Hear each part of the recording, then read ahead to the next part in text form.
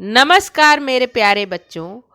PNS memorial school online classes में मैं पूजा सिंह आपका हार्दिक स्वागत करती हूँ। आप सभी लोग अच्छे से पढ़ाई करो। आप लोग का जो सिलेबस है वो अब लगभग समाप्ति की तरफ है, लेकिन आप लोग वीडियो को दोबारा, दूसरी बार, 3 बार, 4 बार देख के लिखने के बाद और फिर अपनी कॉपी से याद करके खूब अच्छे से तैयार कर लो। अगर क्लास 9th तैयार रहेगा तो 10th में आप लोग के हिंदी में बहुत ही सारे सब्जेक्ट को क्लास 9th में अगर आप लोग अच्छा कर लिए तो 10th के बोर्ड में आप लोग के मार्क्स बहुत ही अच्छे आएंगे। ठीक है, तो अब हम लोग जो आप लोग का अध्याय 5 क्या है, स्मृति। क्या है? स्मृति। उसमें जीवन परिचय किसका देख लें हम लोग? श्री राम शर्मा जी का। तो पहले हम लोग इनका संक्षिप्त जीवन परिचय जो आप लोग याद कर लेना, रट लेना इसको। तो इनका जन्म स्थान किरथरा, मैनपुरी, उत्तर प्रदेश में। जन्म एवं मृत्यु सन 1892 ईस्वी और मृत्यु जो है 1967 ईस्वी। भाषा सहज, सरल, प्रवाह युक्त, खड़ी बोली। शैली चित्रात्मक, आत्मकथात्मक, वर्णनात्मक, विवेचनात्मक। और ये किस युग के लेखक थे? तो शुक्ल एवं शुक्लोत्तर युग के लेखक थे। संपादन इन्होंने विशाल भारत और हिंदी साहित्य में स्थान, तो ये शिकार साहित्य के रूप में चर्चित हैं। और जो ये आप लोग का स्मृति अध्याय है वो भी इनका संकलन जो है वो शिकार पुस्तक से ही लिया गया है। ठीक है, तो अब हम लोग इनका विस्तृत जीवन परिचय जान लेते हैं। इसको संक्षिप्त जीवन परिचय तो रट लेना तुम लोग, और लेकिन समझने के लिए विस्तृत रूप में चलते हैं हम लोग कि श्री राम शर्मा का जन्म उत्तर प्रदेश के मैनपुरी जिले के किरथरा, मक्खनपुर के पास नामक गांव में 23 मार्च सन 1892 ईस्वी में हुआ था। इनकी प्रारंभिक शिक्षा मक्खनपुर में ही हुई थी। इसके पश्चात इलाहाबाद विश्वविद्यालय यानी प्रयाग जो है आज के समय में, तो से बीए की परीक्षा उत्तीर्ण की। ये अपने बाल्यकाल से ही अत्यंत साहसी एवं आत्मविश्वासी थे। राष्ट्रीयता की भावना भी इनमें कूट कूट कर भरी हुई थी। प्रारंभ में इन्होंने शिक्षण कार्य भी किया। राष्ट्रीय आंदोलन में इन्होंने सक्रिय भाग लिया और जेल भी गए। आत्मविश्वास इनका इतना सबल था कि बड़ी से बड़ी कठिनाई आने पर भी विह्वल नहीं होते थे। इनका विशेष झुकाव लेखन और पत्रकारिता की ओर था। ये लंबे समय तक विशाल भारत पत्रिका के संपादक रहे। किसके संपादक रहे? विशाल भारत पत्रिका के।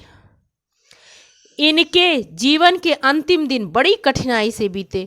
लंबी बीमारी के बाद सन 1967 में इनका स्वर्गवास हो गया।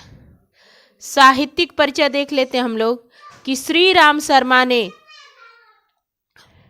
अपना साहित्यिक जीवन पत्रकारिता से आरंभ किया और विशाल भारत के संपादन के अतिरिक्त इन्होंने गणेश शंकर विद्यार्थी के दैनिक पत्र। गणेश शंकर विद्यार्थी कौन थे? ये सभी बच्चे इनके बारे में पता करके, और जो भी वीडियो देख रहा है वो कमेंट जरूर करेगा, और क्लास 9th के सारे बच्चे व्हाट्सएप पे कमेंट करोगे कि गणेश शंकर विद्यार्थी कौन थे। ठीक, भूलना नहीं आप लोग। गणेश शंकर विद्यार्थी के दैनिक पत्र प्रताप में भी सह संपादक के रूप में कार्य किया। राष्ट्रीयता की भावना से ओतप्रोत एवं जनमानस को झकझोर देने वाले लेख लिखकर इन्होंने अपार ख्याति अर्जित की। ये शिकार साहित्य के प्रसिद्ध लेखक थे। हिंदी साहित्य में शिकार साहित्य का प्रारंभ इन्हीं के द्वारा माना जाता है। संपादन एवं शिकार साहित्य के अतिरिक्त इन्होंने संस्मरण और आत्मकथा आदि विधाओं के क्षेत्र में भी अपनी प्रखर प्रतिभा का परिचय दिया। इन्होंने ज्ञानवर्धक एवं विचारोत्तेजक लेख भी लिखे जो विभिन्न पत्र पत्रिकाओं में प्रकाशित होते रहे हैं। और इनकी कृतियां लिख लो। शर्मा जी ने संस्मरण, जीवनी, शिकार साहित्य आदि विविध विधाओं में साहित्य का सृजन किया था। इनकी कृतियों का विवरण इस प्रकार है। अब कृतियां इनका लिखो। कि शिकार साहित्य में प्राणों का सौदा, जंगल के जीव, बोलती प्रतिमा और शिकार, इन सभी रचनाओं में शिकार का रोमांचकारी वर्णन किया गया है। इसके साथ ही पशुओं के मनोविज्ञान का सम्यक परिचय मिलता है। संस्मरण साहित्य, सेवाग्राम की डायरी, सन 42 के संस्मरण, इनमें लेखक ने तत्कालीन समाज की झांकी बड़े ही रोचक ढंग से प्रस्तुत की। सन 42 के संस्मरण में इन्होंने, शर्मा जी ने, इनमें लेखक ने तत्कालीन समाज की झांकी बड़े रोचक ढंग से प्रस्तुत की है। जीवनी में गंगा मैया एवं नेताजी, इन लोग की जीवनी, इसके अतिरिक्त विभिन्न पत्र पत्रिकाओं में प्रकाशित फुटकर लेख भी अपनी साहित्य साधना के ही आपकी, मतलब इनके शर्मा जी की, ठीक। तो क्या है इनका कि आपकी साहित्य साधना के ही अंग है। और इनकी भाषा शैली कैसी थी? तो शर्मा जी की भाषा सहज, प्रवाहपूर्ण एवं प्रभावशाली है। भाषा की दृष्टि से इन्होंने प्रेमचंद जी के समान ही भाषा प्रयोग किए हैं। इन्होंने अपनी भाषा को सरल एवं सुबोध बनाने के लिए संस्कृत, उर्दू, अंग्रेजी के शब्दों के साथ साथ लोक भाषा के शब्दों के भी प्रयोग किए हैं। मुहावरों एवं कहावतों का प्रयोग इनके कथन को स्पष्ट एवं प्रभावी बनाता है। रोजाना, आदत आदि उर्दू के शब्दों के साथ मृग, शावक जैसे संस्कृत शब्द प्रयोग भी किए हैं, पर कहीं भी भाषा का रूप अस्वाभाविक नहीं होने पाया है।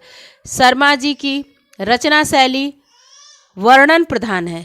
अपने वर्णन में दृश्य अथवा घटना का ऐसा चित्र खींच देते हैं कि जिससे पाठक का भावात्मक तादात्म्य स्थापित हो जाता है, मतलब भाव उनके जुड़ जाते हैं पाठक के, ठीक, उस दृश्य के प्रति। इनकी कृतियों में चित्रात्मक, आत्मकथात्मक, वर्णनात्मक एवं विवेचनात्मक शैलियों के दर्शन होते हैं। इस संकलन में संकलित स्मृति, जो आप लोग में स्मृति है, लेख इनकी शिकार पुस्तक से लिया गया है। इनमें लेखक ने बचपन के दिनों की एक रोमांचकारी घटना का वर्णन किया है। वर्णन इतना सजीव है कि पाठक का कुतूहल आद्यंत, मतलब अंत तक बना रहता है कि मन में क्या होगा क्या होगा। बाल प्रकृति और बाल सुलभ चेष्टाओं का चित्रण इसमें विशेष रूप से द्रष्टव्य है। यह लेख वर्णनात्मक शैली में लिखा गया है। अब हम लोग जीवन परिचय तो देख लिए श्री राम शर्मा जी का। अब हम लोग नेक्स्ट वीडियो में ये जो चैप्टर है स्मृति, उसकी कहानी, उसके चैप्टर को पूरा पढ़ेंगे, अध्याय को, और उसके बाद हम लोग रेखांकित अंशों की व्याख्या और प्रश्न उत्तर करेंगे। ठीक है, मिलती हूँ नेक्स्ट वीडियो में। धन्यवाद।